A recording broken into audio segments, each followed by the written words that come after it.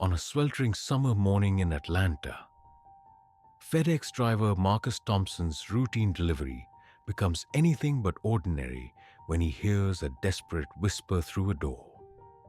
What follows is an extraordinary story of courage, as this kind-hearted man must decide whether to walk away or risk everything to help a child in crisis.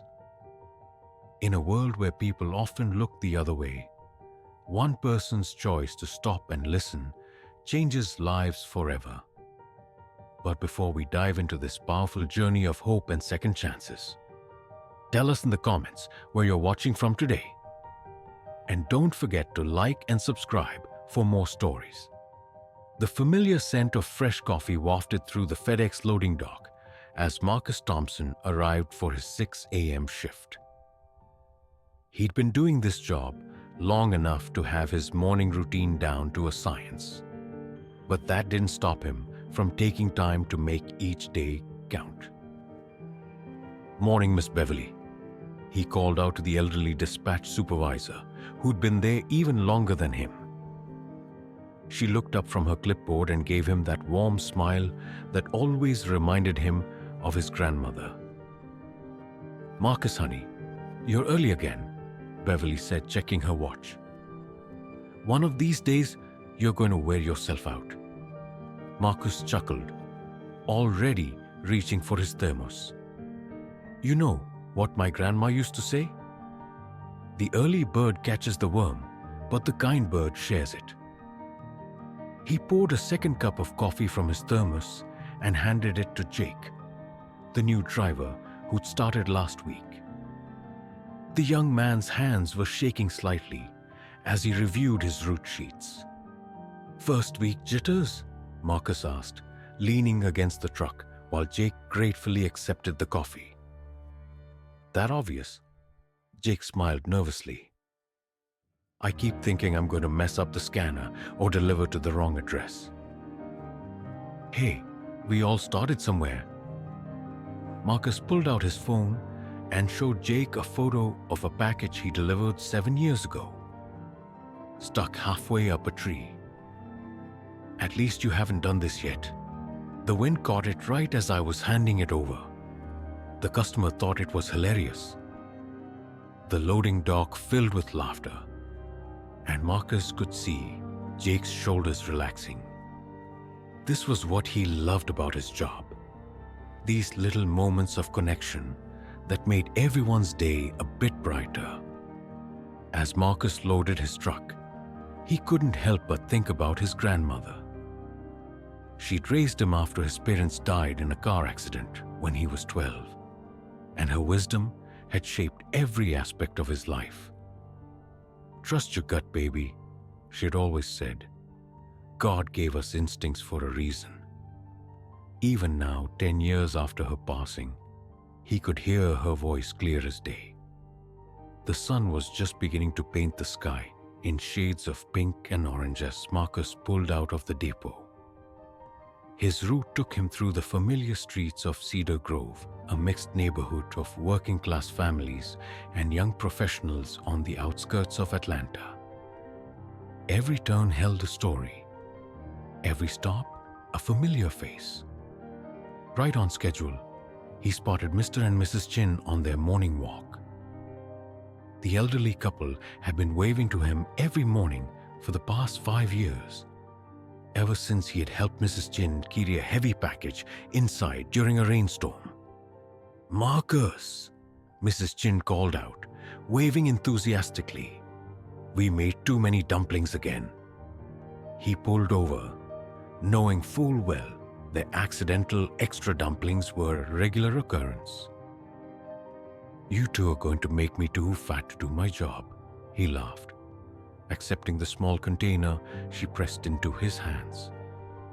"Nonsense," Mr. Chin replied with a wink.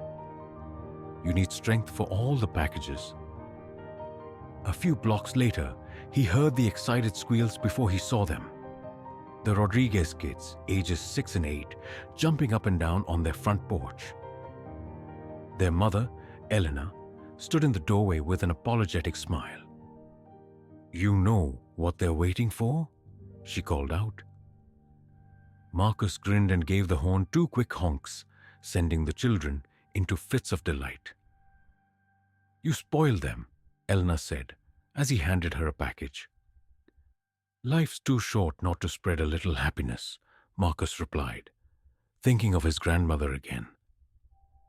She'd always said that joy multiplied when shared, like bread broken among friends. The morning continued with its usual rhythm. He delivered a package to Sarah Mitchell, a new mom who looked like she hadn't slept in days. Her baby boy was fussing in her arms as she tried to sign for the delivery. "Here, let me hold him for a minute," Marcus offered, and Sarah's relief was visible as she handed over her son. The baby immediately quieted, fascinated by Marcus's deep, gentle voice as he softly sang "Twinkle, Twinkle, Little Star," another trick his grandmother had taught him. "You're a lifesaver." Sarah quickly signed the scanner. "I haven't had a free hand all morning." Next was Old Joe's Hardware, where the owner, Joe Martinez, was already waiting by the door. "Right on time as always," Joe said, offering Marcus a bottle of water. "How's the truck holding up in this heat?" "Can't complain," Marcus replied, helping Joe move the boxes inside, though the AC's working overtime today. It was approaching noon when Marcus checked his scanner for the next delivery. The address was on Maple Street, a part of his route he rarely visited. As he turned onto the quiet street lined with modest single-story homes, something felt different. The houses here showed signs of wear, with peeling paint and overgrown lawns, but one house stood out even among its neglected neighbors. 2487 Maple Street had a sort of heaviness about it. The grass was too tall, hiding scattered toys that looked like they hadn't been touched in weeks. The windows were dirty, and one was cracked, slightly covered by what appeared to be a blanket rather than proper curtains. The house seemed to slouch, as if carrying a weight too heavy for its foundation. Marcus double-checked the address on his scanner, then grabbed the package from the truck. It wasn't heavy. It was about the size of a shoebox, but something about it made him uneasy. The label showed it was from an online retailer addressed to James Wilson. The concrete path to the front door was cracked, with weeds pushing through like desperate fingers reaching for the sun. A child's bicycle lay on its side near the steps, its once bright paint now dull and chipping, and a deflated basketball sat in a flower bed that held nothing but dirt and cigarette butts. Marcus rang the doorbell, hearing an echo inside the house. He waited, scanning the property with growing unease. His grandmother's voice whispered in his mind, "Trust your gut, baby." The door's paint was peeling, revealing layers of different colors beneath, like archaeological evidence of happier times. After a minute with no response, Marcus gently set the package down by the door and straightened up. Movement caught his eye, a slight shift in the blanket covering the cracked window. That's when he noticed more details that seemed out of place. A small handprint on the window, too fresh to match the general neglect. A purple hair ribbon caught in the overgrown bushes. A coloring book page torn and stuck in the screen door, its cheerful butterflies a stark contrast to the gloomy surroundings. Marcus took one last look at the house, unable to shake the feeling that something was wrong. He turned to leave, his footsteps crunching on the gravel path. Then he heard it, so faint he almost missed it. A whisper drifted through the crack in the window, a child's voice trembling with fear. "Help me." Marcus froze, his heart suddenly pounding in his chest. The world seemed to go silent except for that desperate whisper echoing in his ears and his grandmother's words in his mind. God gave us instincts for a reason. He turned back toward the house, every sense now alert. Knowing that his next decision would change everything, the delivery route could wait. Something told him this was where he needed to be. Marcus's heart thundered in his chest as he stood frozen on the cracked walkway. The whisper hung in the air like a ghost, making the hair on the back of his neck stand up. He turned slowly, his boots crunching on the gravel, and faced the house again. "Hello?" he called softly, taking a careful step toward the door. "Is someone there?" Silence answered him. The summer heat pressed down, making his FedEx uniform stick to his skin, but he barely noticed. He moved closer to the door, straining to hear. Maybe he'd imagined it.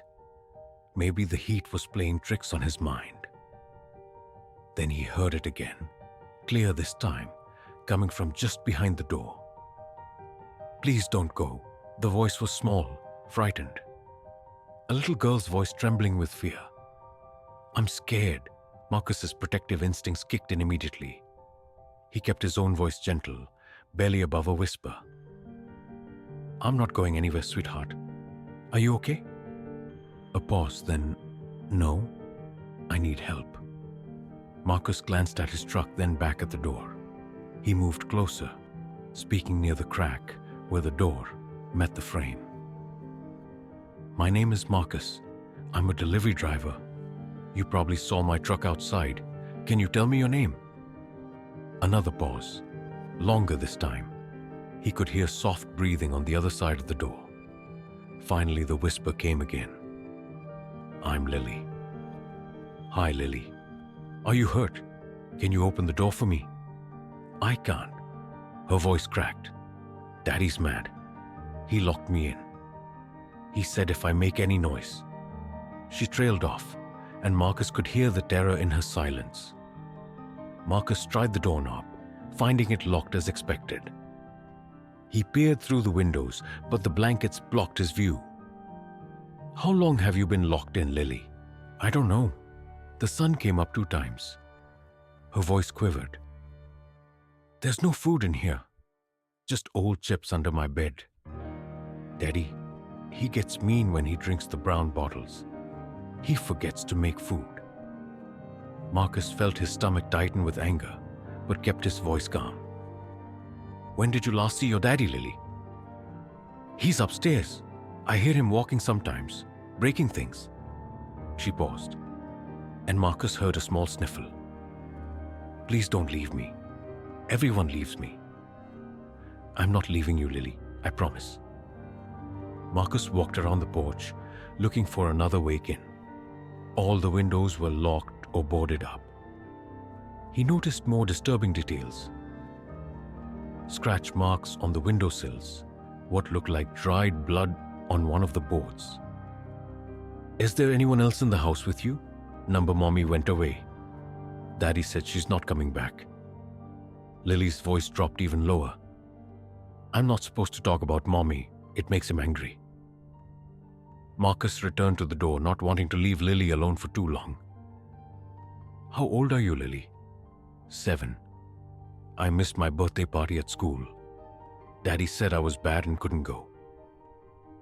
Marcus closed his eyes, fighting to control his emotions. His grandmother's voice echoed in his head. Sometimes the bravest thing you can do is stay calm when everything inside you is screaming. "You're being very brave, Lily," he said. "Can you tell me if there's a phone in the house or a way you could unlock the door?" "No phones. Daddy broke them all. He has one, but he keeps it with him." She hesitates. "The door has lots of locks. I can't reach them all." Suddenly, a loud thud came from upstairs, followed by the sound of breaking glass. Lily gasped. "He's coming," she whispered urgently. "He'll be mad if he sees you." Marcus could hear heavy footsteps stumbling above, accompanied by slurred cursing. His heart raced as he quickly stepped back from the door and pulled out his phone. "Lily, listen to me carefully," he whispered. "I'm going to call for help. Stay quiet and hide if you need to.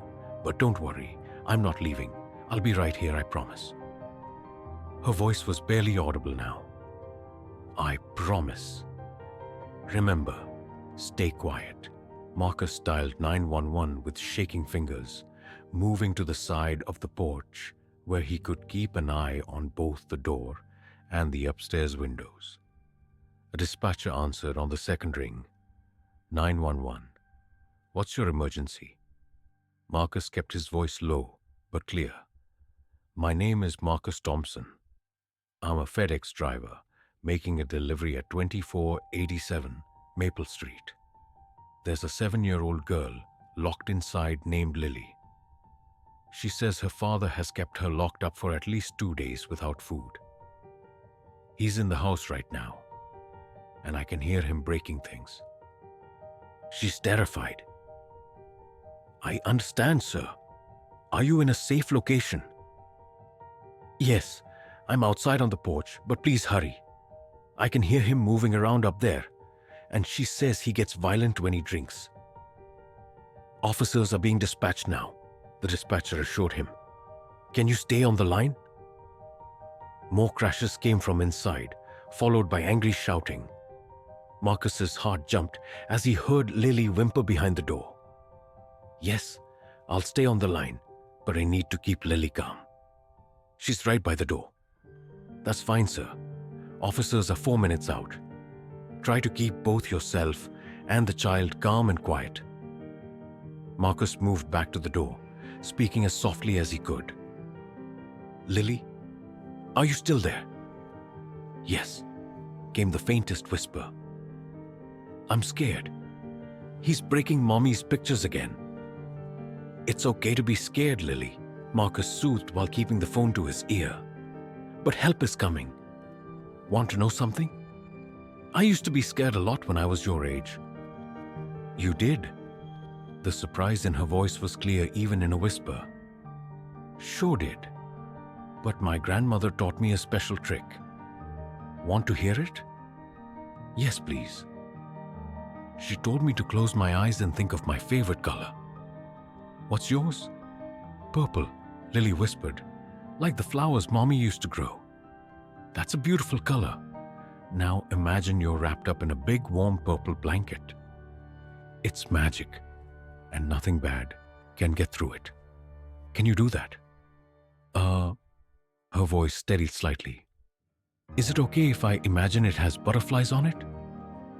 "That's perfect. Those butterflies are your protectors. Each one is watching over you." More crashes came from upstairs, closer now. Marcus could hear the man's footsteps moving toward the stairs. "What was that?" Lily's voice trembled again. "Just focus on your butterfly blanket, sweetheart. Tell me about the butterflies. What colors are they?" "Blue ones and yellow ones," she said, and she stopped suddenly as heavy footsteps started down the stairs. "He's coming down." "Stay quiet," Marcus breathed in, remembering the butterfly blanket. "Help is almost here." The dispatcher voice came through the phone. "Officers are 1 minute out. Please maintain your position and stay safe." Marcus could hear the man stumbling down the stairs, knocking against the wall. "Lily," he called softly. "The police are here to help. Stay under your table, okay? Everything's going to be okay." Now the sounds of a struggle came from inside, shouting. Something heavy fell. Then Rivera's voice rang out. "Suspect secured. Find the girl." Marcus peered through the window again. The house was dark, the air stale with the smell of alcohol and neglect. James was face down on the floor, Rivera's partner handcuffing him while he continued to struggle and curse. "Don't need help," James slurred, his face pressed against the worn carpet. taking care of my daughter just fine. Marcus thought of all the whispers he'd heard outside the house before that day. The elderly couple who'd seen the signs, the neighbors who assumed someone else would intervene. Now they were finally standing up together, standing against the silence. Come on, Marcus, he thought. Don't leave her now. Lily had done well. She had asked for help, and now he would continue to fight for her. As the officers converged on James Wilson, Marcus felt the tide turning. The hope that had been born in that moment by the door was transforming everything. They finished securing James and pushed him toward the front door, while the lead officer, Sergeant Rivera, turned to Marcus. Thank you for your help today. You just may have saved a little girl's life. Marcus nodded, looking at Lily in the distance being led to safety, clutching that butterfly blanket tightly against her chest. Thank you for your kindness, he replied, feeling the depth of the moment settling in. Slowly, the weight of everything began to lift. This was just the beginning of their story. A new chapter they would write together. As they exited the house, Marcus felt something unfamiliar rising within him. This was the call he'd been waiting for. Everything he'd done had prepared him for this moment, and he would embrace his decision wholeheartedly. Sometimes, the risks we take in life come with the greatest rewards. Whether it's for love, a calling, or a child's whisper. And sometimes, all it takes is one person willing to listen.